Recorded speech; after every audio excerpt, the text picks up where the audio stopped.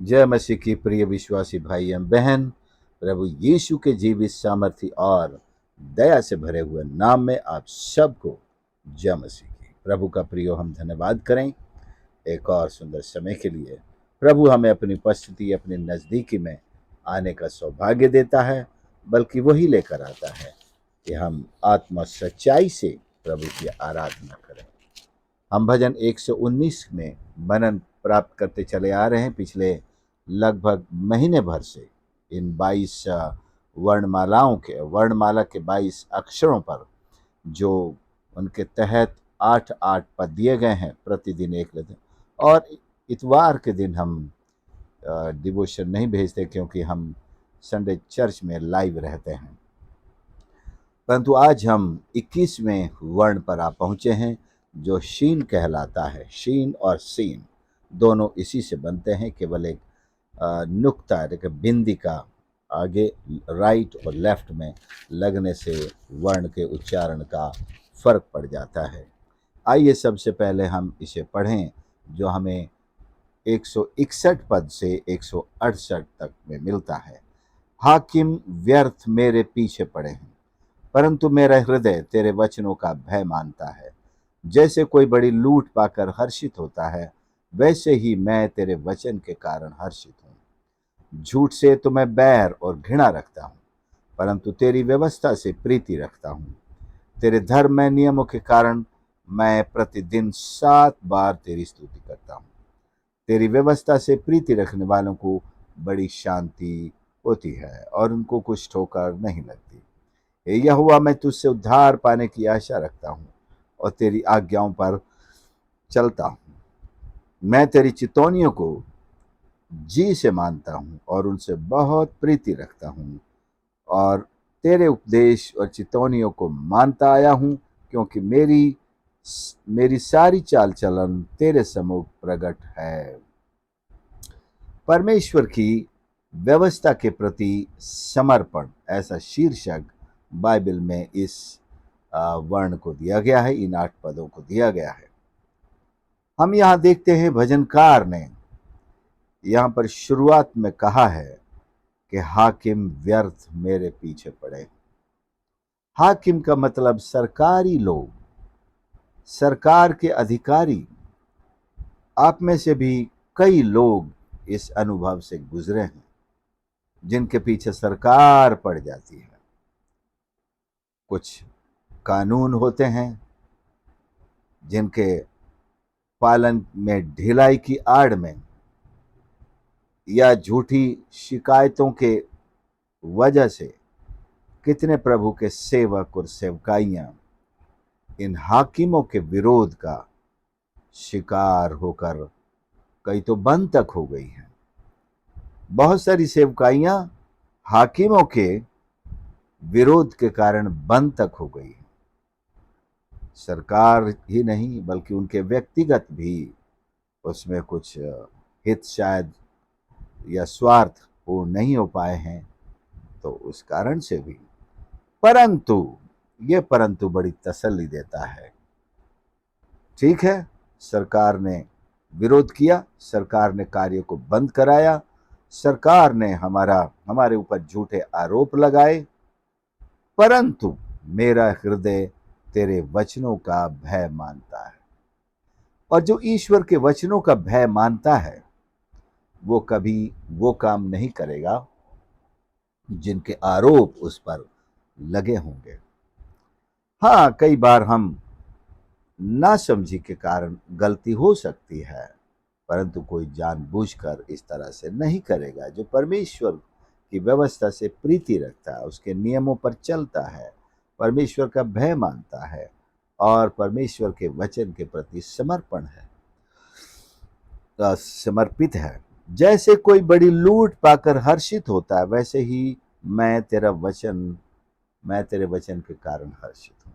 किसी को बहुत बड़ी लूट मिल जाए, डाकुओं को लूट मिल जाती है, या राजा जो दुश्मन पर हमला करते थे उनको हराने के बाद उन्हें उनके देशों से एक बड़ी लूट मिलती थी, तो बड़े आनंद करते थे सैनिक लोग।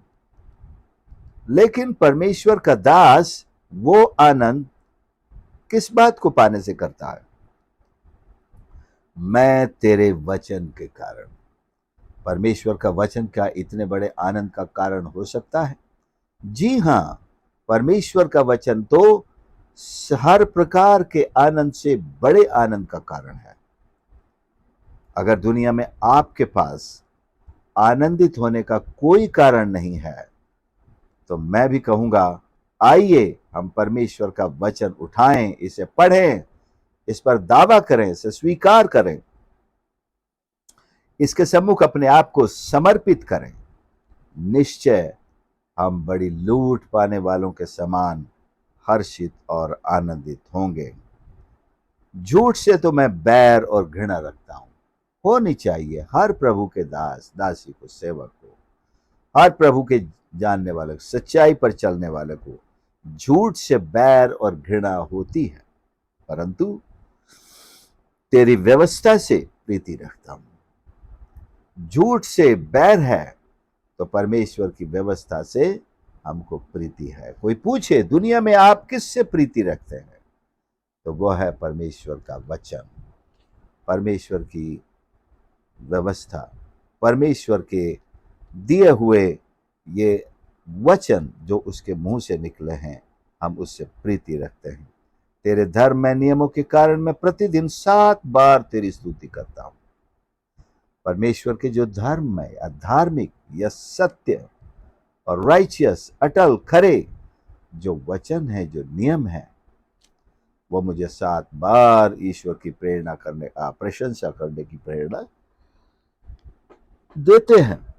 इन बातों से हमें आनंद मिलता है, हम हर्षित होते हैं, हम और उत्साहित होते हैं कि परमेश्वर के नियम हमें उसकी प्रशंसा करने की प्रेरणा देते हैं। तेरी व्यवस्था से प्रीति रखने वालों को बड़ी शांति होती है।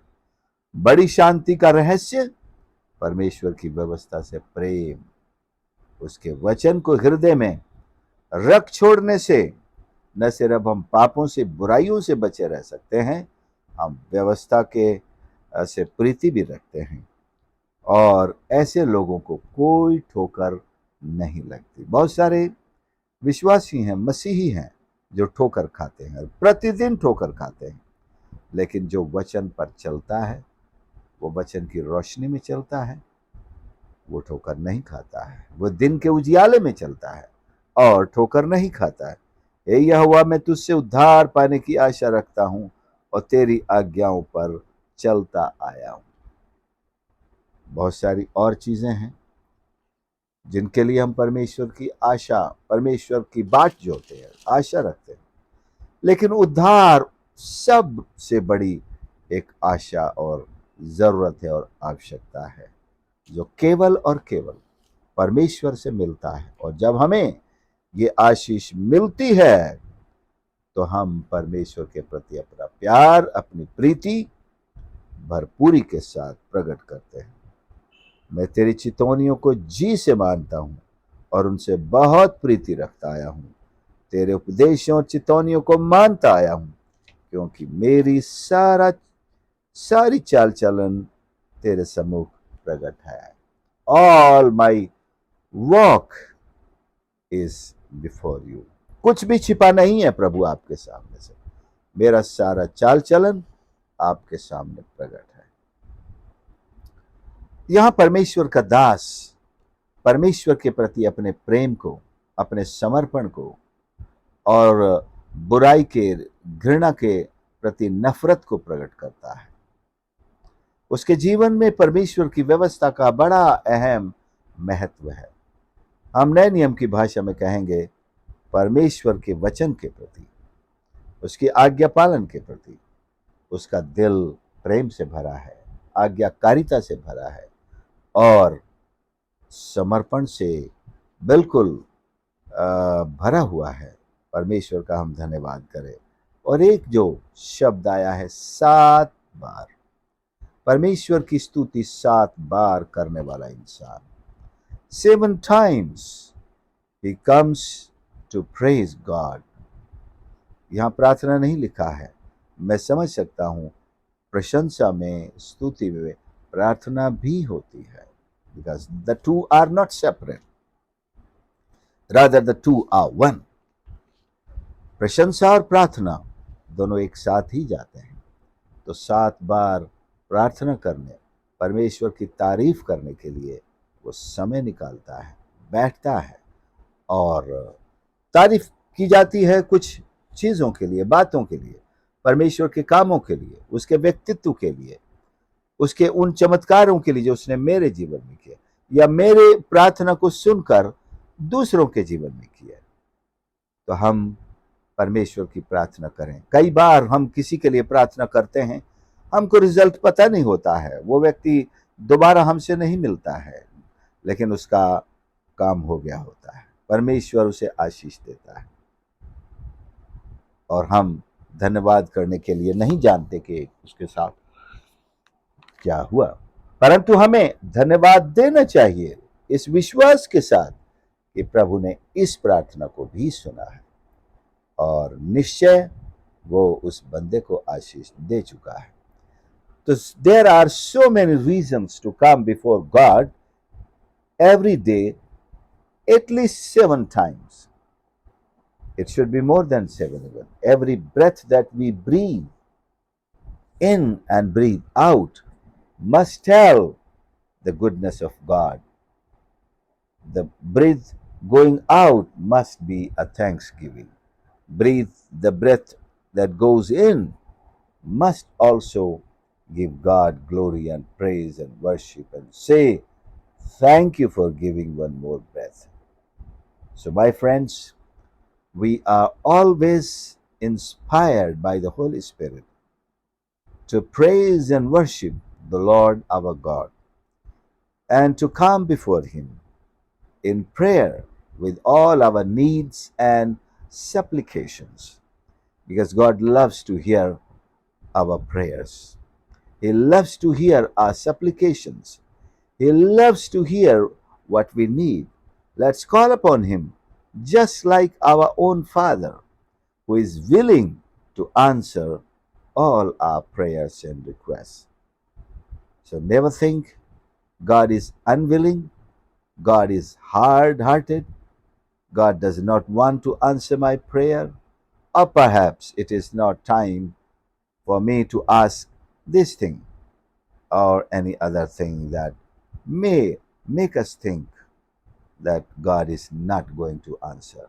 There is no reason in the world that God cannot or will not or does not like to answer the prayers of even common people. He has answered the prayers of even sinners, unrighteous, transgressors, and such sinners who have repeatedly sinned against God. God has not only answered their prayers, forgiven their sins and trespasses, and washed them with His holy blood. परमेश्वर ने न केवल उनको क्षमा किया, अपने लहू से धोया, और पापियों की भी अगर वो सुनता है, आप अपने आप को किस श्रेणी में रखते हैं? आपने तो प्रभु को उद्धारकर्ता के रूप में पाया है, आप तो परमेश्वर की संतान हैं, आपकी तो क्यों नहीं सुनेगा? निश्चित रूप से सुनेगा। सो प्रियो, परमेश्वर यही तो हमसे कह रहा है, call upon me and I will answer you and I will show you things. ऐसी बातें दिखाऊंगा जो आज तक तुमने नहीं देखी और सुनी होगी। हमारा प्यारा परमेश्वर ऐसा परमेश्वर है जो हमसे प्यार तो करता ही है, अपने सबसे बड़े बलिदान को हमारे लिए दिया है, और वो पूछता है बल्कि मैं स्वर्ग की सारी आशीषें क्यों कर ना देगा। जो घास को जो आज है वो शाम तक मुरझा जाती है, जो फूल शाम को झड़ जाता है या कुम्हला जाता है, उनके लिए इतनी चिंता दिखाता है, तो हम तो परमेश्वर की संतान हैं, हमारे लिए तो बहुत ज्यादा ही चिंतित है और है।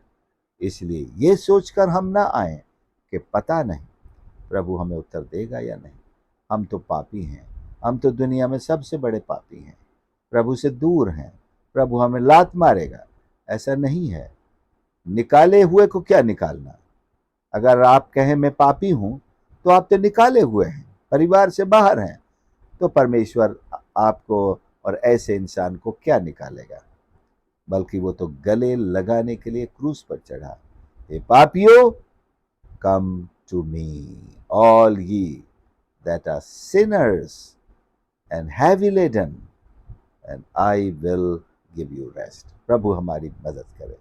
प्यारे प्रभु हमारे परमेश्वर, हम धन्यवाद करते हैं आज के इस पवित्र वचन के लिए, समय के लिए, हमारी आत्माओं से बातचीत करने के लिए कि प्रभु तू ही प्रशंसा के योग्य है, एकमात्र परमेश्वर है। हर एक सुनने वाले को आशीष कर कि वे अपने जीवन से केवल आपकी और आपकी प्रशंसा करें, महिमा करें, तारीफ करें। और परमेश्वर, जो लोग और जो शक्तियाँ, जो दुष्ट आत्माएं हमको अंधकार की ओर खींचती हैं, उनसे हमें छुड़ा। हम तेरे चरणों पर समर्पित होते हैं।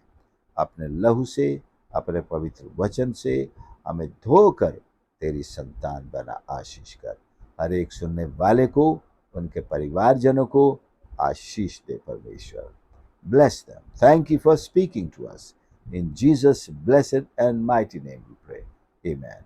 मित्रों, यदि आपने इस चैनल को अभी तक सब्सक्राइब नहीं किया है, सो प्लीज़ जाने से पहले ज़रूर सब्सक्राइब कर लें। परमेश्वर आपको आशीष करे। और मेरा निवेदन है कि इन संदेशों को आप सुनने के बाद अपने दूसरे परिवारजनों और मित्रों के साथ ज़रूर शेयर करें और अपनी तरफ से लिखें एक वाक्य। इस संदेश को ज़रूर सुनना। हो सकता है आपके जीवन के लिए आज परमेश्वर आपसे कुछ बात करना चाहता है। God bless you my friends.